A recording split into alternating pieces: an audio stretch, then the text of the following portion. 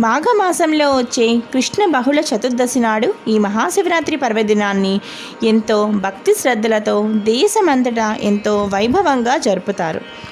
సంవత్సరానికి ఒక్కసారి వచ్చే ఈ మహాశివరాత్రి పర్వదినం ఎంతో విశిష్టమైనది.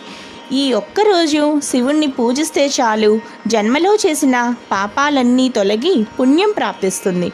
అందుకే మన పెద్దలు అంటూ ఉంటారు, జన్మానికో శివరాత్రి అని. అంటే మన జన్మలో ఏ ఒక్క శివరాత్రి అయినా ఆ భోళాశంకరుణ్ణి పూజిస్తే చాలు అని ఇక్కడ మనం చెప్పవచ్చు.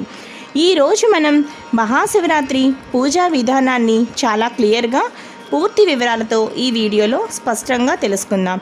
శివరాత్రి రోజు శివుణ్ణి ఎలా పూజించాలో, అలాగే ఉపవాసం ఎలా చేయాలి, జాగరణ ఎలా చేయాలి అనే ఈ అంశాల గురించి మనం ఇప్పుడు ఈ వీడియోలో చాలా క్లియర్గా తెలుసుకుందాం. మహాశివరాత్రి